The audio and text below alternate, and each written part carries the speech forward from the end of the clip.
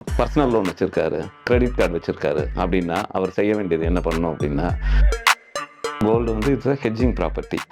இன்றைக்கி கோல்டு கையில் இருந்ததுன்னா ஒரு மனுஷனுக்கு சக்தி அதிகமாக கிடைக்கும். சார் இப்போ நிறைய பேர் வந்து இந்த லோன்ஸ் வாங்கி டக்குன்னு ஏர்லியாக ரீபே பண்ணுறதுக்கு முக்கியமான காரணம் என்னன்னா இந்த கிரெடிட் ஸ்கோர் தான். ஸோ ஃபினான்ஷியல் பிளானராக அது வந்து கரெக்டான ஸ்ட்ராட்டஜியா? உங்ககிட்ட எக்ஸ்ட்ரா பணம் இருக்குது அப்படின்னா 5 இயர்ஸ் வரைக்கும் நீங்கள் இன்வெஸ்ட் பண்ணுவீங்க. 5 இயர்ஸ் வரைக்கும் அப்படின்னா go for a flexi cap இல்லைன்னா லார்ஜ் கேப் கேட்டகரி.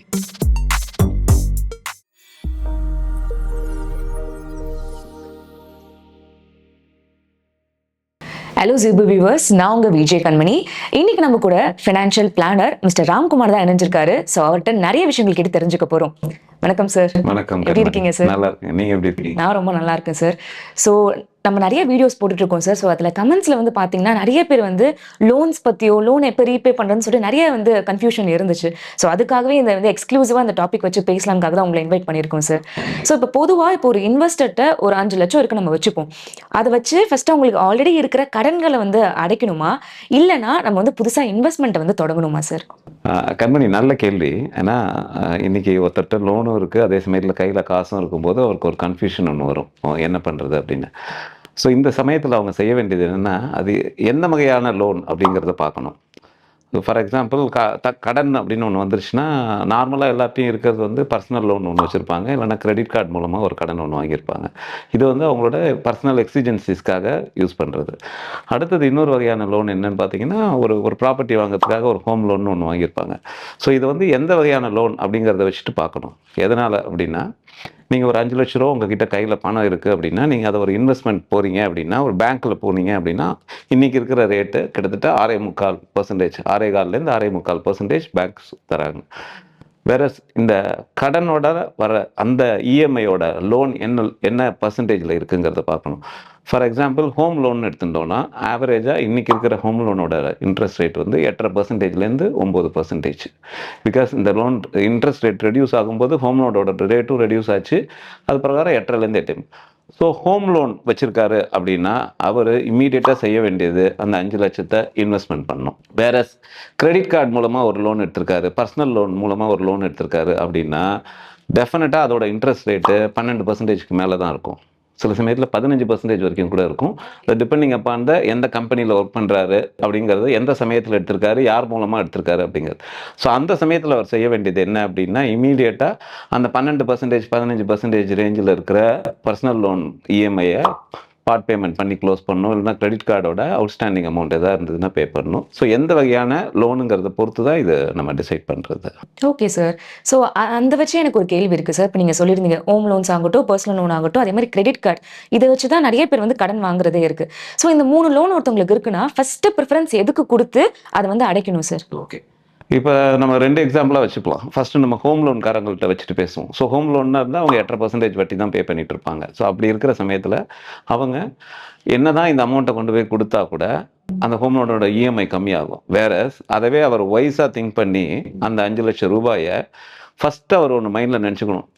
எதனால் அடுத்த சமயத்தில் ஏதாவது ஒரு எமர்ஜென்சிக்குன்னு சொல்லிட்டு ஒரு லோன் வாங்கிடக்கூடாது. ஸோ அதுக்காக எமர்ஜென்சி ஃபண்ட் வச்சுருக்காராங்கிறத பார்க்கணும்.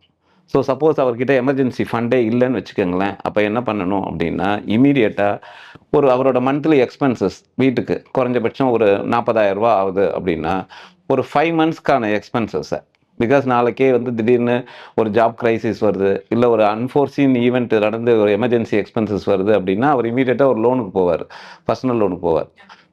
ஸோ அப்போ என்ன பண்ணணும், எமர்ஜென்சி ஃபண்டுன்னு சொல்லிட்டு அந்த 2 லட்சம் ரூபாயை, இந்த 5 லட்சத்தில் 2 லட்சம் ரூபாயை எமர்ஜென்சி ஃபண்டில் கிரியேட் பண்ணிவிட்டு அதுலேருந்து ஒரு ரெகுலர் இன்கம் வர மாதிரி, இல்லைனா அது க்ரோ ஆகிற மாதிரி. நார்மலாக எமர்ஜென்சி ஃபண்டில் என்ன பண்ணுவாங்கன்னா ஃபிக்ஸட் டெபாசிட்டில் போடுவாங்க, இல்லைனா மியூச்சுவல் ஃபண்ட்ஸில் போடுறது அப்படின்னா மணி மார்க்கெட் ஃபண்ட், லிக்விட் ஃபண்டுன்னு இருக்குது. ஃபிக்ஸட் டெபாசிட்டில் உங்களுக்கு ஒரு வருஷத்துக்கு 6% ரிட்டர்ன்ஸ் கிடைக்குது அப்படின்னா இதில் வந்து 6.25-7% ரிட்டர்ன்ஸ் கிடைக்கும். ஸோ அந்த எமர்ஜென்சி ஃபண்டுக்கான இதை ரெடி பண்ணி வச்சுக்கணும். அப்போ என்ன ஆகும், நாளைக்கு ஃபியூச்சரில் ஏதாவது ஒரு நீடு வந்ததுன்னா கூட அவர் போய் பர்சனல் லோனுக்குள்ளே போக மாட்டார். ஸோ இந்த ரிமைனிங் இருக்கிற 3 lakhs-ஐ தாராளமாக அவர் வந்து லாங் டேர்முக்கு மியூச்சுவல் ஃபண்ட்ஸில் ஒன் டைமாக இன்வெஸ்ட் பண்ணலாம். ஓகே, ஒரு இன்றைக்கி இருக்கிற மார்க்கெட் ட்ரெண்டில் வாலட்டைலாக இருக்குது ஈக்விட்டி மார்க்கெட்டு. ஸோ அப்படி இருக்கிற சினாரியோவில் ஒரு 3 months ஸ்டாகரில் ஒரு வீக்லி எஸ்டிபி மூலமாக, சிஸ்டமேட்டிக் ட்ரான்ஸ்ஃபர் பிளான் மூலமாக ஈக்விட்டியில் ஒரு 5 இயர்ஸ்க்கு மேலே இருக்கிற மாதிரி போடலாம். இல்லை எனக்கு நான் ஈக்விட்டி எக்ஸ்போஷர்லாம் போக மாட்டேன் அப்படின்னா அந்த 3 lakhs rupees-ஐ ஹைப்ரிட் ஃபண்டுன்னு ஒன்று இருக்குது. ஸோ அதில் வந்து ஈக்விட்டி, டெப்ட்டு, கமாடிட்டிஸ் 3மே இருக்கும். ஸோ மல்டி அசட் ஃபண்டோ இல்லை பேலன்ஸ்ட் அட்வான்டேஜ் ஃபண்டோ அந்த மாதிரி ஒரு ஃபண்டில் அடுத்த ஒரு 5 இயர்ஸ் ஹரிசானுக்கு. ஏன்னா இங்கே அவருக்கு 8% தான் ஹோம் லோன் வட்டி, வேற அங்கே உங்களுக்கு குறைஞ்சபட்சம் 12%க்கான ரிட்டர்ன்ஸ் கிடைக்கிறது. ஸோ அந்த 3 lakhs அப்படி போட்டுக்கலாம். இல்லை நான் வந்து எமர்ஜென்சி ஃபண்டு கிரியேட் பண்ணி வச்சுருக்கேன் சார், எனக்கு ஒன்றும் ப்ராப்ளம் இல்லை, எங்கள் அப்பா அம்மா கேட்டால் கொடுத்துருவாங்க சார் அப்படின்னு அவர் ஃபீல் பண்ணார் அப்படின்னா அவர் பண்ண வேண்டியது என்ன அப்படின்னா இந்த 5 lakhs-ஐ 2ஆக பிரிச்சுக்கலாம். 2.5 lakhs-ஐ போய் ஹோம் லோன் பார்ட் பேமெண்ட் அடைக்கலாம். ரிமைனிங் இருக்கிற 2.5 lakhs இல்லைன்னா 3 lakhs-ஐ இன்வெஸ்ட்மெண்ட்டாக பண்ணலாம். ஸோ இது வந்து ஹோம் லோனுக்கு. ஓகே, சப்போஸ் இந்த கிளையண்ட் வந்து பர்சனல் லோன் வச்சுருக்காரு, கிரெடிட் கார்டு வச்சுருக்காரு அப்படின்னா அவர் செய்ய வேண்டியது என்ன பண்ணணும் அப்படின்னா, எதனால் பர்சனல் லோன் வாங்கியிருக்காரு, கிரெடிட் கார்டு, எமர்ஜென்சி ஃபண்டு இல்லை, அதனால தான் வாங்கியிருக்காரு. ஸோ இந்த 5 lakhs-ல ஒரு 2 lakhs இல்லைனா 2.5 lakhs-ஐ எமர்ஜென்சி ஃபண்டுக்கு ஒரு ஃபிக்ஸட் டெபாசிட்டில் போட்டுக்கணும். ஓகே, ரிமைனிங் இருக்கிற 3 lakhs-ஐ 2.5 lakhs-ஐ தன்னோட லோன் ரீபேமெண்ட் பண்ணணும். ஓகே, பிகாஸ் பர்சனல் லோன் மூலமாகவும் கிரெடிட் கார்டு மூலமாகவும் வர இன்ட்ரெஸ்ட் ரேட் வந்து குறைஞ்சபட்சம் 12% 15% இருக்கும். எதனால் நான் 2.5 lakhs லிக்விட் ஃபண்டில் வைக்க சொன்னேன் எமர்ஜென்சிக்குன்னா, நாளைக்கே ஒரு எமர்ஜென்சி ஒன்று வருது அப்படின்னா திருப்பி போய் அந்த பர்சனல் லோனில் டாப்அப் பண்ண மாட்டார். ஓகே, அதுக்கு பதிலாக இந்த 2.5 lakhs அவருக்கு ஹெல்ப்ஃபுல்லாக இருக்கும். அவரோட இன்வெஸ்ட்மெண்ட்டை அவர் எப்போ திங்க் பண்ணணும் அப்படின்னா அந்த பர்சனல் லோன், கிரெடிட் கார்டு லோனை முடிச்சதுக்கப்புறமா இனிமேல் நான் லோன் வாங்க மாட்டேன் at any point of time அப்படிங்கிறத ஒரு மனசில் உறுதியை வச்சுக்கிட்டு அது மூலமாக அவங்க தாராளமாக they can go for a investment. After 6 months, 1 year அந்த இஎம்ஐ முடிஞ்ச உடனே இமீடியட்டாக they have to start their investment. So ரொம்ப ஒரு கிளியரான ஒரு விளக்கம் கொடுத்தீங்க சார். அதே மாதிரி இப்போ நம்ம தமிழ்நாட்டில் பெரும்பாலான மக்கள் வந்து கோல்டு வச்சிருக்கிறதும் ஆகட்டும், கோல்டு லோன்ஸ் வச்சிருக்கிறதும் நம்ம நிறையா பார்க்க முடியுது. ஸோ இதே மாதிரி ஒரு அமௌண்ட் வச்சிருக்காங்க, ஒரு 5 லட்சம் வச்சிருக்காங்கன்னா கோல்டு லோனும் உங்களுக்கு இருக்கு அப்படின்னு இருக்கிறப்போ அதை வந்து நம்ம உடனே அடைக்கணுமா இல்லை இன்வெஸ்ட்மெண்ட்குள்ளே போகலாமா சார்? இன்னைக்கு கோல்டு வந்து என்னென்னா நாங்கள் எப்போவுமே என்ன சொல்லுவோம்னா கோல்டு வந்து இட்ஸ் ஹெட்ஜிங் ப்ராப்பர்ட்டி. இன்றைக்கி கோல்டு கையில் இருந்ததுன்னா ஒரு மனுஷனுக்கு சக்தி அதிகமாக கிடைக்கும். அதனால தான் இன்றைக்கி எல்லோரும் பார்த்தீங்கன்னா கையில் எல்லோரும் கோல்டு வச்சுருப்பாங்க. இமீடியட்டாக பணம் வேணும் அப்படின்னா உடனே கோல்டு வச்சுட்டு நீங்கள் ஒரு பான் புரோக்கர் கடையில் வைக்கலாம், இல்லை அடுத்த நாள் பேங்க் திறந்த உடனே கோல்டை வச்சுட்டு நீங்கள் பணம் வாங்கிக்கலாம். ஸோ இந்த சமயத்தில் கையில் ஒரு 5 lakhs இருக்குது அப்படின்னா இந்த கோல்டு லோனு ஒரு 2 லட்ச ரூபாய்க்கு கோல்டு லோன் இருக்குது அப்படின்னு வச்சுக்கோங்களேன் ஃபார் எக்ஸாம்பிளுக்கு.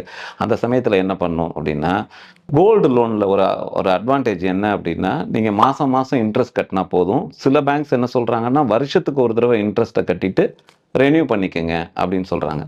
கோல்டு லோனோட ஆவரேஜ் ரேட்டும் பார்த்தீங்கன்னா கிட்டத்தட்ட 8% 9% தான் இருக்கும். சம்டைம்ஸ் வந்து அந்த ரேஞ்சில் தான் இருக்கும், 7 to 9%. நீங்கள் வந்து பட்டா சிட்டாலாம் கொடுத்து அக்ரிகல்ச்சரில் போயிருந்தீங்கன்னா இன்னும் கம்மியாகவே இருக்கும். ஸோ நிறைய பேர் அட்வான்டேஜ் யூஸ் பண்ணி பட்டா சிட்டாலாம் அடங்கல்லாம் கொடுத்து அக்ரிகல்ச்சர் கேட்டகரியில் போட்டிருப்பாங்க. இல்லை நார்மலாக இருந்ததுன்னா 8 to 10% இருக்கும். ஸோ அந்த மாதிரியான சினாரியோவில் தயவு செஞ்சு அவங்க என்ன பண்ணணும் அப்படின்னா, எதனால் கோல்டு லோன் வச்சாங்க, ஒரு எமர்ஜென்சி ஃபண்டு இல்லை, அப்போ இமீடியட்டாக என்ன பண்ணணும், அவங்களுக்கான monthly expenses into 4 or 5 times அதை கொண்டு போய் ஒரு லிக்விட் ஃபண்டில் போட்டுக்கணும், இல்லைனா ஒரு ஃபிக்ஸட் டெபாசிட்டில் போட்டுக்கணும். மீதி இருக்கிற அமௌண்ட்டை மியூச்சுவல் ஃபண்ட்ஸில் இன்வெஸ்ட் பண்ணலாம். தேர்வை நீங்கள் ஒரு 5 வருஷத்துக்கு 7 வருஷத்துக்கு அப்புறம் இன்ஃப்ளேஷன் பீட்டிங் ரிட்டர்ன்ஸ் அங்கே உங்களுக்கு கிடைக்கும். 12% ரிட்டர்ன்ஸ் கிடைக்கிறதுக்கு வாய்ப்புகள் இருக்குது. ஸோ அந்த லோன் இதோட ரெனிவல் வருதுன்னு வச்சுக்கோங்களேன். ஃபார் எக்ஸாம்பிள் அந்த கோல்டு லோனோட ரெனிவல் இன்னொரு 8 மாதம் கழித்து வருது அப்படின்னா அந்த சமயத்தில் கையில் இருக்கிற ஃபண்ட்ஸை போட்டு இன்ட்ரெஸ்ட்டை கட்டி நீங்கள் திருப்பி அந்த லோனை ரெனியூ பண்ணிக்கலாம்.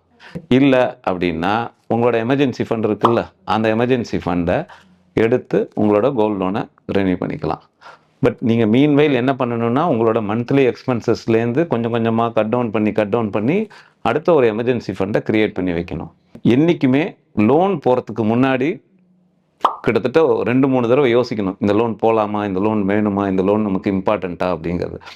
லோன் போய் ஒரு பொருள் வாங்குறதோட கையில் காசை சேர்த்துக்கிட்டு அந்த பொருளை வாங்கினோம் அப்படின்னா அது ரொம்ப சந்தோஷமாகவும் இருக்கும், அதில் ஒரு சாட்டிஸ்ஃபேக்ஷனும் கிடைக்கும். எங்கே இப்போ நம்ம பணம் இல்லாமல் எதுக்கு பணம் இல்லாமல் பொருள் வாங்குவோம் அப்படின்னா இந்த ஹாஸ்பிட்டல் எக்ஸ்பென்சஸ், திடீர்னு பார்த்தீங்கன்னா வண்டி ரிப்பேர் ஆகும், திடீர்னு பார்த்தா அப்பா அம்மாவுக்கு உடம்பு சரியில்லாதது, இதெல்லாம் வந்து நமக்கு வந்து எமர்ஜென்சி ஃபண்டு தான் ஹெல்ப் பண்ணும். இல்லை திடீர்னு வேலை போகுது 2 மாதம், ஸோ அந்த பிரேக்கில் இருக்கீங்க, அந்த சமயத்தில் தான் எமர்ஜென்சி ஃபண்டு. நான் ஒரு பொருளை வாங்குறதுக்காக யாராவது என்கிட்ட பர்சனல் லோன் வாங்குறாங்க, கிரெடிட் கார்டு உள்ள லோன் வாங்குறாங்க அப்படின்னா, அஸ் அ ஃபினான்ஷியல் அட்வைசரா we are dead against for that. Sir இப்போ நம்ம லோன்ஸ் பற்றி நம்ம பேசிட்டு இருக்கோம் சார். நீங்கள் ஃபஸ்ட்டே சொல்லியிருந்தீங்க எமர்ஜென்சி ஃபண்ட் ரொம்ப ரொம்ப இம்பார்ட்டன்ட்னு. ஸோ ஒரு சினாரியோவில் வந்து எமர்ஜென்சி ஃபண்ட் அவர் வச்சிருக்காரு. அதே மாதிரி ஹோம் லோன் மட்டும் தான் சார் இருக்கு. அவருக்கு வந்து இப்போ நம்ம ஒரு 10 years 15 years down the line கட்ட போகிறோம்னு இருக்கிறப்போ அவங்க அந்த ஹோம் லோனை வந்து கட்டி முடிச்சணுமா, இல்லைன்னா பார்ட் ஆஃப் ஹோம் லோன் வந்து முடிக்கிற மாதிரி இருக்கணுமா, இல்லைன்னா வர பேமெண்ட் வச்சு நம்ம இன்வெஸ்ட்மெண்ட் ஜேர்னியை வந்து தொடங்கணுமா சார்? ஓகே, பிகாஸ் இது வந்து ஒரு டிப்பிக்கல் மிடில் கிளாஸில் கொஞ்சம் பிளான் பண்ணுற பர்சனோட சினாரியோ. ஆமாம். ஓகே, ஏன்னா அவன் தான் வந்து எப்போ ஒருத்தன் ஹோம் லோன் போயிட்டானோ அப்படின்னா அவன் வந்து ஒரு மிடில் கிளாஸில் இருக்கான். ஸோ தேர்பை அவனோட லைஃப்பில் வந்து பிளானிங்கோடு இருக்கான். வேற பர்சனல் லோன் இல்லை, கிரெடிட் கார்டு லோன் இல்லை. But at the same time எமர்ஜென்சிக்குன்னு சொல்லிட்டு ஒரு கார்பஸை ஒன்று, ஒரு சின்ன ஃபண்டை ஒன்று கிரியேட் பண்ணி வச்சிருக்காரு. ஸோ நாளைக்கே வேலை போனாலும் இந்த சமயத்துலேயும் அவருக்கு ஹெல்ப்ஃபுல்லாக இருக்கும். ஸோ இந்த மாதிரியான கேட்டகரிஸ் ஆஃப் பீப்புள் என்ன பண்ணுவாங்க அப்படின்னா, இந்த இடத்துல தான் ஒரு ஃபினான்ஷியல் அட்வைசரோட ரோல் இருக்குது. நிறைய பேர்கிட்ட போய் கேட்டவொன்னே என்ன சொல்லுவாங்கன்னா, சார் நீங்கள் அவுட்ஸ்டாண்டிங் லிமிட் உங்களுக்கு 10 லட்ச ரூபா இருக்குது, நீங்கள் சீக்கிரம் அந்த 5 லட்சத்தை எடுத்துக்கொண்டு போய் லோனை கம்மி பண்ணிடுங்க. ஸோ அது கம்மி பண்ணிவிட்டு ஒன்று இஎம்ஐ கம்மி பண்ணிக்கங்க அப்படிம்பாங்க, இல்லைன்னா டென்யூரை கம்மி பண்ணிக்கங்கம்பாங்க. இஎம்ஐ கம்மி பண்ணுங்கன்னு சொன்னால் இவர் பண்ண வேண்டாம்பார். ஏன்னா இவர் வந்து ஏற்கனவே பிளானராக இருக்கிறதுனால டென்யூரை கம்மி பண்ணிக்கிறேன் அப்படிம்பார். பட் என்ன கேட்டிங்கன்னா, அனலைசிஸ் பண்ணி பார்த்ததில் அந்த 5 லட்ச ரூபா பணம் இருக்குல்ல, ஏன்னா இந்த ஹோம் லோனோட இன்ட்ரெஸ்ட் ரேட் வந்து 8.5% தான். இது வந்து லாங் ரன்னுக்கு தான் அவர் போட்டிருக்காரு. குறைஞ்சபட்சம் ஒரு 10 வருஷம் 15 வருஷத்துக்கு தான் போட்டிருக்காரு. ஸோ இந்த கேசஸில் என்ன பண்ணோம் அப்படின்னா, இந்த 5 லட்சம் ரூபாயை அவர் தாராளமாக மியூச்சுவல் ஃபண்ட்ஸில் இன்வெஸ்ட் பண்ணலாம். இல்லை கொஞ்சம் ஜெபு மாதிரி ஒரு ஒரு ஒரு ஒரு ஒரு ஆர்கனைசேஷன் இருக்குது, அவங்களுக்கு கைட் பண்ணுறாங்க அப்படின்னா அதுலேருந்து ஒரு பார்ட் எடுத்து they can invest in shares, stocks with the அட்வைசரோட கைட்லைன்ஸோட ப்ராப்பராக உட்காந்து அனலைசிஸ் பண்ணி அவரோட ரிஸ்க் ப்ரொஃபைல்லாம் தெரிஞ்சதுக்கப்புறமா ஒரு 50% ஒரு ஸ்டாக்ஸ்லையும் ரிமைனிங் இருக்கிற 50% ஒரு மியூச்சுவல் ஃபண்ட்ஸ்லையும் இன்வெஸ்ட் பண்ணலாம். பட் என்ன மைண்டுக்குள்ளே வச்சுக்கணும் அப்படின்னா, it is for the long term. At least குறைஞ்சபட்சம் நான் ஒரு 5 வருஷம் இருக்க போகிறேன் அப்படிங்கிறத மைண்ட் செட்டில் ஃபிக்ஸ் பண்ணிட்டாங்க அப்படின்னா இங்கே அவங்களுக்கு குறைஞ்சது 15% ரிட்டர்ன்ஸ் கிடைக்கும். எஸ்பெஷலி ஷேர்ஸ்லலாம் நீங்கள் கரெக்டான ஹேண்ட் ஹோல்டிங்கில் ரெகுலராக மார்க்கெட்டை மானிட்டர் பண்ணுறீங்க அப்படின்னா உங்களுக்கு 15% ரிட்டர்ன்ஸ் கிடைக்கும். மியூச்சுவல் ஃபண்ட்ஸில் ஆம்ஃபி கைட்லைன்ஸில் 12% ரிட்டர்ன்ஸ் கிடைக்கும். ஸோ அப்படி இருக்கிற சின்ன இன்னொன்று இதில் செய்ய வேண்டியது என்ன பண்ணணும் அப்படின்னா, வருஷம் அவருக்கு சேலரியில் ஒரு இன்க்ரிமெண்ட்டுன்னு ஒன்று வரும். ஓகே, அப்போ வரும்போது இதே பாலிசியாக அவர் கண்டினியூ பண்ணணும். பர்சனல் லோன் வாங்கிடக்கூடாது, கிரெடிட் கார்டில் லோன் வாங்கிடக்கூடாது, எமர்ஜென்சி ஃபண்டை எடுத்தாருன்னா திருப்பி ரெப்ளனிஷ் பண்ணிடணும். சேலரி இன்க்ரீஸ் ஆகும்போது மியூச்சுவல் ஃபண்ட்ஸில் ஒரு ஃபண்டில் ஆரம்பிச்சிருக்காரு அப்படின்னா அதில் எஸ்ஐபியாக அவரோட ஃபண்டை தொடர்ந்து அடுத்த வருஷத்துலேருந்து கட்ட ஆரம்பித்தார் அப்படின்னா அவர் ஒரு பெரிய கார்பஸை நோக்கி போகிறாரு. சாலிடாக இந்த ஹோம் லோனும் அதே இஎம்ஐயில் க்ளோஸ் ஆகிட்டே இருக்கும். இங்கே இன்ஃப்ளேஷன் பீட்டிங் ரிட்டர்ன்ஸ் அவர் கையில் கிடச்சது 5 லட்சமாக இருக்கும், வேற 5 வருஷம் கழிச்சு அதோட தொகை கிட்டத்தட்ட 50 லட்சமாக மாறி இருக்கும். ரெகுலராக அதில் எஸ்ஐபியும் ஆட் பண்ணார் அப்படின்னா. Okay sir. சார் இப்போ லோன்ஸ் நான் வந்து கேள்வி கேட்குறப்ப ஓகே எல்லாத்தையும் நீங்கள் அடைச்சிடணும், அதுக்கப்புறம் இன்வெஸ்ட்மெண்ட் ஜேர்னியை தொடங்கணும் அப்படி தான் என் மைண்ட்ஸில் இருந்துச்சு சார். ஆனால் அப்படியே கான்ட்ராஸ்டாக அதுவும் ஹோம் லோன் நம்ம வந்து ரொம்ப நாளாக கட்டிகிட்டே இருக்க போகிறோம், ஒரு 15 வருஷம் 20 வருஷம் கட்டிகிட்டே இருக்க போகிறோம், அதுக்கு எந்த வட்டி வேற இருக்க போகுது. ஸோ ஒரு வாழ்நாள் ஃபுல்லாக ஒரு கட்டிட்டு இருக்க போகிற ஒரு விஷயத்த இல்லை நீங்கள் அதை தொடாதீங்க இன்வெஸ்ட்மெண்ட்டுக்குள்ளே போங்கன்னு சொல்கிறீங்க. அப்படியே இந்த பக்கம் வந்தால் பர்சனல் ஃபைனான்ஸை உடனே முடிங்க, இந்த பர்சனல் லோனாக வாங்கி தான் டக்கு டக்குன்னு முடிச்சிடுங்கன்னு சொல்கிறீங்க. எதனால் அப்படி சொல்கிறீங்க? ஒரு லேமேனாக எப்படி சார் இது புரிஞ்சுக்கிறது? எனக்கு ஹோம் லோன் இருக்குது, 5 லட்ச ரூபா தான் அவுட்ஸ்டாண்டிங் லிமிட்டே இருக்குன்னு வச்சுக்கோங்களேன். நான் என்ன சொல்லுவேன் தெரியுமா? 5 லட்ச ரூபாயை கட்டி க்ளோஸ் பண்ணிடுங்கன்றேன். வேற நீங்கள் ஒரு 15 லட்ச ரூபா எனக்கு அவுட்ஸ்டாண்டிங் லிமிட் இருக்குது சார், நான் இந்த 5 லட்ச ரூபாயை கட்ட போகிறேன் அப்படின்னு சொன்னீங்கன்னா நான் ஏன் வேண்டாம் அப்படின்னு சொல்கிறேன் அப்படின்னா, ஏற்கனவே சொன்ன மாதிரி ஹோம் லோனோட இன்ட்ரெஸ்ட் ரேட் வந்து 8.5% தான். இன்ஃப்ளேஷனே குறைஞ்சது 5லேருந்து 6% இருக்குது. உங்ககிட்ட கையில் எந்த சேவிங்ஸு எதுவுமே கிடையாது சோஃபார். ஸோ அப்படி இருக்கிற சினாரியோவில் இந்த ஹோம் லோனோட இஎம்ஐயை நீங்கள் கரெக்டாக கட்டிக்கிட்டே தான் வரீங்க, அதில் எந்த விதமான ப்ராப்ளமும் இல்லை. ஸோ அப்படி உங்களுக்கு நாளைக்கு ஃப்யூச்சரில் ஹோமை வாங்கிட்டீங்க, அதுக்காக ஹோம் லோனை ஒண்டி நான் அடைச்சிட்டு அதுக்கப்புறமா தான் நான் அடுத்ததாக என்னோட பையனோட எஜுகேஷனுக்கு பார்ப்பேன், என் பொண்ணோட மேரேஜ்க்கு பார்ப்பேன், என்னோட ரிட்டையர்மெண்ட்டுக்கு பிளானிங் பண்ணுவேன் அப்படின்னு பார்க்காம உங்களுக்கு ஒரு சைட்லேருந்து ஒரு ரிட்டர்ன்ஸ் எனக்கு 15% கிடைக்குது அப்படின்னு ஒரு கான்ஃபிடென்ஸ் ஒன்று கிடைக்கும்போது எதனால் அதை ப்ரிஃபர் பண்ண மாட்டேங்கிறீங்க? இல்லை அப்படின்னா ஒரு மைண்ட் செட் ஒன்று வச்சுக்கோங்க. இந்த 5 லட்ச ரூபாயை நான் அடைக்கிறேன்ல, 5 லட்ச ரூபாயை கொடுத்து அடைச்சிடுறேன், but at the same time பேரலாக என்னோட ஹோம் லோனுக்கு இஎம்ஐக்கு மேலே ஒரு தொகையை போட்டு நான் என்னோட இன்வெஸ்ட்மெண்ட் ஜேர்னியும் ஆரம்பிக்கிறேன் அப்படின்னா நான் என்ன சொல்லுவேன் அப்படின்னா, இந்த 5 லட்ச ரூபாயை அடைச்சிட்டு இஎம்ஐயை கம்மி பண்ணுங்கள். டென்யூரை கம்மி பண்ணக்கூடாது, இஎம்ஐயை கம்மி பண்ணுங்க. பண்ணிவிட்டு மீதி இருக்கிற அமௌண்ட் இருக்குல்ல, இத்தனை நாளாக இஎம்ஐயாக கட்டிட்டு வந்தீங்கல்ல, அந்த இஎம்ஐ தொகையை மியூச்சுவல் ஃபண்ட்ஸில் எஸ்ஐபியில் ஆரம்பிங்க. ஸோ அப்போ என்ன ஆயிரும், உங்கள் மைண்ட் செட்டு அதே இஎம்ஐ அமௌண்ட்டு தான் போயிட்டுருக்கும். வேறஸ் நீங்கள் அந்த பேலன்ஸ் இருக்கிற அந்த பேலன்ஸ் இருக்கிற தொகையை ஆரம்பிங்க. ஆனால் வருஷம் உங்கள் இஎம்ஐ எப்போவுமே ஏறாது. அதுக்கு பதிலாக என்ன பண்ணணும் வரும்னா, வருஷம் உங்கள் இன்வெஸ்ட்மெண்ட்டை நீங்கள் இன்க்ரீஸ் பண்ணணும். ஓகே, ஒரு டாப்அப் எஸ்ஐபியாக போட்டு விட்டீங்க, இல்லை ஒரு ஸ்டெப்அப் எஸ்ஐபியாக போட்டு விட்டீங்க அப்படின்னா, உங்களுக்கு அதே நீங்கள் கட்டுற இஎம்ஐயோட அமௌண்ட்டு உங்களுக்கு லோனாக போய் லோன்னு நினச்சிக்கணும். ஏன்னா அதில் இஎம்ஐயில் பாதி தான் போகும், மீதி இருக்கிற பாதி வந்து it will go into your savings and investments. So அது மூலமாகவும் நீங்கள் வெல்த்தை கிரியேட் பண்ணலாம். பட் என்னென்னா, அந்த 5 லட்ச ரூபாய் கட்டிட்டு அப்படியே உட்காந்துடக்கூடாது. ரொம்ப சீக்கிரமாக அடுத்த ஒரு வருஷம் 2 வருஷத்துக்குள்ளே அந்த 15 லட்ச ரூபா லோனையும் க்ளோஸ் பண்ணுறதுக்கு நீங்கள் ஏதாவது ஒரு பேசிவ் இன்கம் ஒன்று கிரியேட் பண்ணணும், வேற ஒரு முயற்சி எடுக்கணும். இல்லை கம்பெனியில் போனஸ் கிடைக்கிறது அப்படின்னா அதை எடுத்துகிட்டு கொண்டு போய் அது மாதிரி பண்ணணும். So it's purely depending on உங்களோட அவுட்ஸ்டாண்டிங் அமௌண்ட் எவ்வளோ இருக்குது அப்படிங்கிறத பொறுத்த வரைக்கும். சிம்பிளாக சொல்லணுன்னா, ஒரு ஹோம் லோன் எடுக்கிறீங்க அப்படின்னா 5 வருஷத்துக்குள்ளே லோனை க்ளோஸ் பண்ணுறீங்க. நீங்கள் ஒரு 15 வருஷம் டென்யூர் போகிறீங்க, 20 வருஷம் டென்யூர் போகிறீங்க அப்படின்னா 5 வருஷத்துக்குள்ளே நீங்கள் லோனை க்ளோஸ் பண்ணிங்கன்னா நீங்கள் புத்திசாலி. ஏன்னா பிரின்சிபல் பார்ட் வந்து பின்னாடி தான் கழியும், முதல்ல பூரா இன்ட்ரெஸ்ட்டாக தான் போகும். உங்களோட அமார்டைசேஷன் ஷெட்யூல்னு ஒன்று கொடுப்பாங்க. அதில் பார்த்தீங்க அப்படின்னா ஒரு 10 வருஷத்தில் இன்ட்ரெஸ்ட் தான் அதிகமாக இருக்கும். 12-13 வருஷம் வரைக்கும் இன்ட்ரெஸ்ட் அதிகமாக இருக்கும், பிரின்சிபல் அடையாது. ஸோ அந்த மாதிரியான சினாரியோவில் நீங்கள் என்ன செய்யணும் அப்படின்னா, 5 வருஷத்துக்குள்ளே லோனை க்ளோஸ் பண்ணுறேன். 5 வருஷத்துக்குள்ளே யாரை லோன் க்ளோஸ் பண்ணுவா? வேறு ஏதாவது ஒரு ப்ராப்பர்ட்டி இருந்தாருன்னா விற்றுட்டு வந்து கொடுப்பாரு, இல்லை அப்பா அம்மாட்ட பணம் இருந்து அவங்க ஏதாவது கொடுத்தாங்கன்னா கொடுப்பாங்க, இல்லை இவர் நல்லா படிச்சிருக்காரு, ஒரு சாஃப்ட்வேரில் இருக்காரு, ஆன்சைட் ப்ராஜெக்ட் போகிறாரு அப்படின்னா அது மூலமாக கிடைக்கும். இல்லை சின்ன வயசில் நான் ஒரு இன்சூரன்ஸ் பாலிசி ஒன்று போட்டிருந்தேன் சார், அது ஒரு 15 வருஷம் கழிச்சு மெச்சூரிட்டி ஆகுது சார். ஸோ இவங்கெல்லாம் தான் இந்த சீக்கிரமாகவே லோனை க்ளோஸ் பண்ணுறதுக்காக இருக்கிற பாசிபிலிட்டிஸ் இருக்கிறது. ஒரு நம்ம பார்க்குற சேனலில் பார்க்குறவங்க எல்லாரும் middle class, lower middle class, அதாவது அவங்க இப்போ தான் அவங்களோட கேரியரே ஆரம்பிச்சிருப்பாங்க. ஸோ அந்த மாதிரியான இருக்கிற சினாரியோஸ் பீப்புளுக்கு இந்த மெத்தட் தான் ஒர்க் அவுட் ஆகும். ஸோ இப்போ நம்ம திருப்பி சம்மரியாக என்ன சொல்கிறோம் அப்படின்னா, எனக்கு அவுட்ஸ்டாண்டிங் பிரின்சிபல் கம்மியாக தான் இருக்குது அப்படின்னா லோனை பார்ட் பேமெண்ட் பண்ணிவிட்டு அதே இஎம்ஐ அமௌண்ட்டுக்கு மீதி பாதியை இஎம்ஐயை கம்மி பண்ணிவிட்டு மீதி அமௌண்ட்டை இன்வெஸ்ட்மெண்ட்டாக மாற்றுங்க. Okay sir. இப்போ ஹோம் லோன்ஸ் பற்றி நம்ம நிறைய பேசியிருந்தோம். ஆனால் இப்போ ஹோம் லோன் வாங்குறதுக்கு முன்னாடி சில விஷயங்கள் இருக்குல்ல. இப்போ ஹோம் லோன்ஸ் ஆகட்டும், பர்சனல் லோன் ஆகட்டும், இல்லை வந்து கிரெடிட் கார்டு ஆகட்டும், வாங்குறதுக்கு முன்னாடி ஃபர்ஸ்ட் நம்ம என்ன மைண்ட் செட்டில் இருக்கணும் சார்? ஏன்னா எப்போவுமே நம்ம ஏதாவது எமர்ஜென்சிக்காக தான் நம்ம வாங்குவோமே. ஆனால் இது ஓகே, இந்த டைம் பீரியட் இதுக்குள்ளே நம்ம முடிச்சிடணும், அந்த மாதிரி ஒரு ஃபிக்ஸ்டு மைண்ட் செட் இருக்கணுமா? அதை பற்றி சொல்லுங்கள். எங்களை மாதிரியான financial advisor bluntly we say, personal loan அதாவது நீங்கள் எமர்ஜென்சி ஃபண்டு கிரியேட் பண்ணி வச்சுருந்தீங்கன்னா பர்சனல் லோன் வாங்கவே மாட்டீங்க. கிரெடிட் கார்டு லோன் எதுக்கு வாங்குறீங்க அப்படின்னா, பர்சனல் லோனில் கிடைக்கல அப்படின்னு சொன்னால் தான் கிரெடிட் கார்டு ஆஃபர் மூலமாக கிரெடிட் கார்டு லோன் கிடைக்கும். ஸோ அதனால் கிரெடிட் கார்டு லோனுக்கும் வி ஆர் டெட் அகேன்ஸ்ட். அதே மாதிரி ஒரு பொருள் வாங்குறதுக்காக நான் லோன் வாங்குறேன், ஃபார் எக்ஸாம்பிள் எலக்ட்ரானிக் ஐட்டம்ஸ் வாங்குறதுக்காக, ஐஃபோன் வாங்குறதுக்காக லோன் வாங்குறேன், மொபைல் வண்டி வாங்குறதுக்காக லோன் வாங்குறேன் அப்படின்னா it's dead against for this. அப்படிலாம் பண்ணவே கூடாது. ஏன்னா அது வந்து உங்களோட ஓவரால் உங்களோட லைஃப் ஸ்டைலே பாதிக்கும். ஏன்னா லோன் இருக்கிற வாழ்க்கை வந்து என்றைக்குமே நிம்மதியான வாழ்க்கை கிடையவே கிடையாது. நீங்கள் வந்து லோனே இல்லாமல் ஒரு தடவை வாழ்ந்து பாருங்களேன், ஒரு மாதத்தை ஓட்டி பாருங்கள், அது ரொம்ப சந்தோஷமாக இருக்கும். எந்த ஒரு பொருளையும் நான் முன்னாடியே சொன்ன மாதிரி தான், சேர்த்து வச்சுட்டு போய் வாங்கினீங்க அப்படின்னா அதில் ஒரு சாட்டிஸ்ஃபேக்ஷன் கிடைக்கும். ஹோம் லோன் பற்றி நம்ம பேசுவோம். இப்போ பர்சனல் லோன், அன்செக்யூர்டு லோனாக இருக்கிற அந்த personal loan, credit card loan நீங்கள் வந்து வாங்கவே கூடாது. எமர்ஜென்சி ஃபண்டு கிரியேட் பண்ணிக்கணும், அது சொல்லிடுறேன்.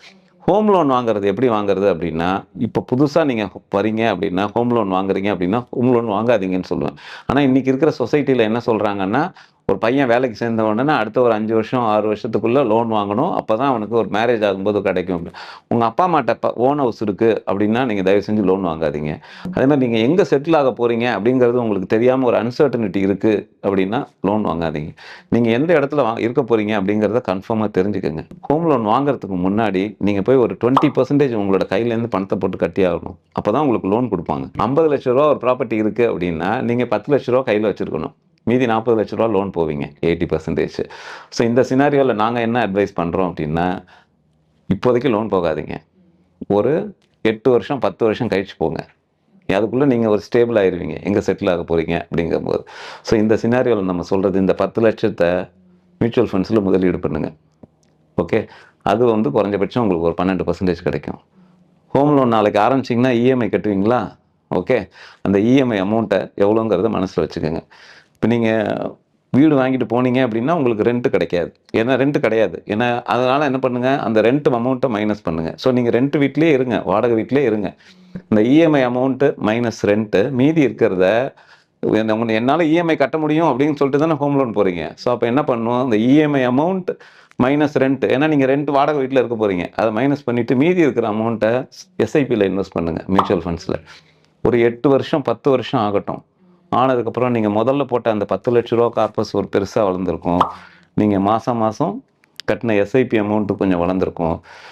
இப்படியே வச்சுப்போம். இந்த 50 லட்ச ரூபா வீடு வந்து 10 வருஷம் கழிச்சு 75 லட்ச ரூபாய் ஆயிருக்குமா? அப்போ என்ன ஆயிருக்கும் அப்படின்னா, உங்கள் கையில் கிட்டத்தட்ட ஒரு 1,4 கோடி இருக்கும். ஏன்னா இந்த 10 லட்சமும் வளர்ந்துருக்கும், நீங்கள் மாதம் மாதம் கட்டின அந்த எஸ்ஐபி அமௌண்ட்டும் வளர்ந்துருக்கும். ஸோ ரெண்ட்டையும் மைனஸ் பண்ணிட்டேன், இன்ஃப்ளேஷனுக்கு ஏற்ற மாதிரி வீட்டோட வேல்யூவும் இன்க்ரீஸ் பண்ணிட்டேன், கையில் சொந்தமாக காசு போட்டு. அப்போக்குள்ளே உங்களுக்கு ஒரு திடமான மனசு வந்திருக்கும், நம்ம எந்த ஏரியாவில் செட்டில் ஆக போகிறோம், பசங்க எங்கே படிக்குது. ஏன்னா நிறைய பேரை நான் பார்க்குறேன், செங்கல்பட்டில் வீடு இருக்குது, பெருங்குடியில் ஆஃபீஸு, பெரம்பூரில் வீடு, ஓஎம்ஆரில் ஆஃபீஸு.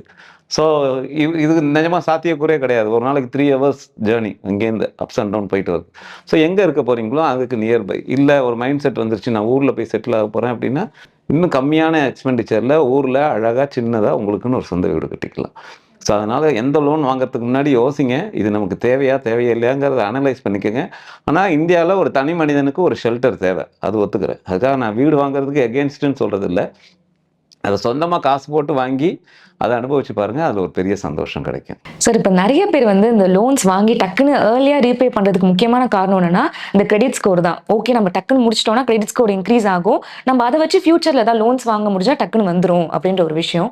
ஸோ ஃபினான்ஷியல் பிளானராக அது வந்து கரெக்டான ஸ்ட்ராட்டஜியா? சிவில் ஸ்கோர் வந்து நீங்கள் திருப்பி கட்டுறதுக்கான எபிலிட்டி உங்களுக்கு இருக்கா இல்லையாங்கிறத டிசைட் பண்ணுறது. அதுதான் கிரெடிட் ஹிஸ்ட்ரி மூலமாக டெவலப் பண்ணுற சிவில் ஸ்கோர். உங்களோட சிவில் ஸ்கோர் நார்மல் லெவலில் இருந்தாலே போதும் என்னை பொறுத்த வரைக்கும். அது ஒன்றும் நீங்கள் வந்து ப்ராம்ப்டான பேயர் அப்படிங்கிறதெல்லாம் இன்றைக்கி செகண்டரியாக தான் பார்க்குறாங்க. மோஸ்ட்லி உங்களோட சேலரியை வச்சே they are giving the loan. So அதனால் சிவில் ஸ்கோர் உங்களுக்கு பெருசாக அடி வாங்காது. நீங்கள் கடனை வாங்க ஆரம்பிச்சிங்க அப்படின்னா, கட்ட முடியல அப்படின்னா உங்கள் சிவில் ஸ்கோர் டவுன் ஆயிரும். ஸோ சிவில் ஸ்கோரை திருப்பி இன்க்ரீஸ் பண்ணுறது தான் கஷ்டம். ஆனால் அதுக்காக ஒருத்தர் பையனுக்கு கிரெடிட் ஹிஸ்ட்ரியே இல்லை அப்படின்னா அதுவும் ஒரு பெரிய கொஸ்டின் மார்க்கு. ஃபார் எக்ஸாம்பிள், எனக்கு வந்து சம்பளம் வருது, நான் செலவு பண்ணிட்டேன், பார்த்துக்கிறேன், லோனே வாங்கலை அப்படின்னா என்னோடய ப்ராம்ப்டன்ஸை பற்றி பேங்க்குக்கு தெரியாது. ஆனால் இன்றைக்கி இருக்கிற பேங்க்ஸ் என்ன பார்க்குறாங்க அப்படின்னா, ஒரு நல்ல கம்பெனியில் ஒர்க் பண்ணுறீங்க, ஸோ நீங்கள் வந்து ஒரு ஆன்ரோல் ஜாபில் இருக்கீங்க, ஸோ உங்களுக்கு ஒரு பே ஸ்லிப் மூலமாக ரெகுலராக கிரெடிட் ஆகிட்டு இருக்கு அப்படின்னா CIBIL score doesn't matter. Whereas நீங்கள் ஒரு செல்ஃப் எம்ப்ளாய்டாக இருக்கீங்க, ஐடி ரிட்டர்ன்ஸ் ஃபைல் பண்ணுறீங்க, அந்த மாதிரியான சினாரியோவில் they are washing the CIBIL score. So இது வந்து கேட்டகரிஸ் ஆஃப் பீப்புளுக்கு ஏற்ற மாதிரி டிஃப்ரென்ஷியேட் ஆகும். பட் நான் சிபில் ஸ்கோரை இன்க்ரீஸ் பண்ணுறதுக்காக தான் லோனை வாங்கி கட்டுறேன் அப்படின்னா you will go into the loan trap. So அதனால் சிபில் ஸ்கோர் நார்மல் லெவலில் இருந்தாலே ஒருத்தருக்கு போதும். ஏன்னா இது எல்லாரோட காமன் கொஸ்டினாக இருக்குது, டக்குன்னு வந்து லோன் இது பண்ணணும். ஏன்னா என் வீட்லேயே சொல்லி நான் கேள்விப்பட்டிருக்கேன். ஸோ பார்த்தீங்கன்னா அது பெருசு விஷயமே இல்லை. அந்த மாதிரி தான் வந்து நம்மளை நாமளே ஒரு சாட்டிஸ்ஃபேக்ஷனுக்காக வாங்கி க்ளோஸ் பண்ணால் சிபில். அப்போ என்ன ஆகும், சில சமயத்தில் சிபில் ஸ்கோரை வச்சு உங்களுக்கு ப்ராசஸிங் ஃபீஸ் வெய்வ் ஆஃப் பண்ணுவாங்க. இதெல்லாம் எந்த லோன்லலாம், பர்சனல் லோனில், கிரெடிட் கார்டு லோனில். ஓகே, என்னோட இத்தனை வருஷம் 30 வருஷத்து ஜேர்னியில் நானும் ஒரு கார்ப்பரேட்டில் ஒர்க் பண்ணியிருக்கேன், இப்போ தனியாக செல்ஃப் ஆண்டர்ப்ரனராக இருக்கேன். இது வரைக்கும் நான் பர்சனல் லோன் வாங்கினதே கிடையாது. கிரெடிட் கார்டு என்ன மாதிரி ஒரு வைடு யூசேஜ் கிடையவே கிடையாது. எல்லா பேமெண்ட்டும் கிரெடிட் கார்டில் தான் பே பண்ணுவேன். பட் என்றைக்குமே என்னோட கிரெடிட் கார்டோட லேட் பேமெண்ட் சார்ஜஸ் இது வரைக்கும் நான் பே பண்ணதே கிடையாது. அதே மாதிரி ஸ்டேட்மெண்ட் ஆன உடனேயும் பே பண்ண மாட்டேன். அவங்க கொடுக்குற அந்த 15 நாள் இருக்குல்ல, முன்னாடிலாம் 45 நாள் கொடுத்துட்டு இருந்தாங்க, இப்போ கொஞ்சம் கொஞ்சமாக ரெடியூஸ் பண்ணி 35லேருந்து 40 நாள் கொடுக்குறாங்க. அந்த 40 நாள் பேமெண்ட்டை 40 நாள் சைக்கிளை கரெக்டாக யூஸ் பண்ணுவேன். ஸோ இது கிரெடிட் கார்டுங்கிறது ஒரு டபுள் எட்ஜ் வெப்பன். நம்ம கிரெடிட் கார்டை பற்றி இன்னொரு நாளைக்கு டீட்டெயில்டாக பேசலாம். ஓகே, அது வந்து டபுள் எட்ஜ் வெப்பன் மாதிரி, கத்தியில் நடக்கிற மாதிரி. ஸோ அதனால் நீங்கள் லோன் வாங்குங்க, கிரெடிட் கார்டை யூஸ் பண்ணுங்கள், பட் ஆனால் ப்ராப்டாக கரெக்டாக கட்டணும். ஸோ சிபில் ஸ்கோருக்கும் நீங்கள் அடிக்கடி லோன் வாங்குறதுக்கும் சம்மந்தம் கிடையாது. ஓகே. கண்டிப்பா பார்க்குற ஆடியன்ஸ்க்குமே ஒரு கிளாரிட்டி வந்த மாரி இருக்கும் சார். நம்ம நெறைய வந்து லோன் ரீபேமெண்ட் பத்தி நெறைய பேசியிருந்தோம். ஆனா, இப்ப நம்ம 5,00,000 வச்சிருந்தோம். அத வந்து இன்வெஸ்ட்மென்ட்ல தான் நீங்க வந்து ஃபோக்கஸ் பண்ணணும்னு சொல்லியிருந்தீங்க சார். ஸோ, இப்ப இன்வெஸ்ட்மென்ட்ல போறப்ப நெறைய வந்து நம்மளுக்கு டிஃபரெண்ட் டைப்ஸ் ஆஃப் கேட்டகரிஸ் இருக்கு. ஸ்மால் கேப்ஸோ, மீடியம் கேப்ஸோ இல்லன்னா லார்ஜ் கேப்ஸோன்னு. எப்படி அத வந்து டைவர்சிஃபை பண்ணி வந்து நம்ம இன்வெஸ்ட் பண்ணணும் சார்? நம்ம சொன்னது இன்வெஸ்ட்மெண்ட். நான் என்னோட டிஸ்கஷன்ல பார்த்தீங்கன்னா, நான் ஷார்ட் டேர்ம்க்கு மியூச்சுவல் ஃபண்ட் சொல்லவே இல்ல. சொன்னது எல்லாமே 5 years and above. Okay. Even நான் இப்ப ரொம்ப தெளிவா சொல்றேன். உங்ககிட்ட எக்ஸ்ட்ரா பணம் இருக்கு அப்படின்னா, 5 இயர்ஸ் வரைக்கும் நீங்க இன்வெஸ்ட் பண்ணுவீங்க. 5 இயர்ஸ் வரைக்கும் அப்படின்னா, கோ ஃபார் ஃப்ளெக்ஸி கேப் இல்லன்னா லார்ஜ் கேப் கேட்டகரி. நான் வந்து 7 இயர்ஸ்க்கு மேல இன்வெஸ்ட் பண்ண போறேன் அப்படின்னா, 7 to 10 இயர்ஸ்ல இன்வெஸ்ட் பண்ண போறேன் அப்படின்னா, go for mid cap and small cap. இல்ல அப்படின்னா, எனக்கு ஒரு காம்பினேஷன்ல இப்போ ஃபார் எக்ஸாம்பிள் 5 லேக் ரூபீஸ் இருக்கு அப்படின்னா, நான் என்ன சொல்லுவேன் அப்படின்னா, ஒரு 2 லேக் ரூபீஸ் வந்து you invest in flexi cap. Remaining இருக்கிற 3 லேக்ஸை 1.5 லேக்ஸ் மிட் கேப்லையும் அனதர் 1.5 லேக்ஸ் ஸ்மால் கேப்லையும் இன்வெஸ்ட் பண்ணுங்க. ஸோ தேர்பை என்ன ஆகும்னா, உங்களுக்கு ஒரு ஆப்டிமல் ரிட்டர்ன்ஸ் கிடைக்கும். மார்க்கெட்டில் நீங்கள் ஒரு 10 வருஷம் இருந்தீங்க அப்படின்னா 15% ரிட்டர்ன்ஸ் கேரண்டீடு. பட் 15% ரிட்டர்ன்ஸை நம்ம அப்ரப்டாக சொல்ல முடியாது. ஸோ 12% ரிட்டர்ன்ஸ் கிடைக்கும். ஸோ ஆக்டிவ் ஃபண்டில் இன்வெஸ்ட் பண்ணுங்கள். ஆக்டிவ் ஃபண்ட் வந்து ஃபண்ட் மேனேஜர் ரெகுலராக மானிட்டர் பண்ணி அதை ரெகுலராக சேர்ன் பண்ணி உங்களுக்கு ஒரு நல்ல ரிட்டர்ன்ஸை கிடைக்கும். ஸோ இந்த காம்பினேஷன் தான் ஒர்க் அவுட் ஆகும். அது உங்களோட ஃபினான்ஷியல் அட்வைசரோட டிஸ்கஸ் பண்ணிட்டு செய்யலாம். Okay sir. ஒரு கிறிஸ்டல் கிளியரான ஒரு பதில்னு சொல்லலாம். So thank you so much for this wonderful conversation sir. தேங்க்யூம்மா.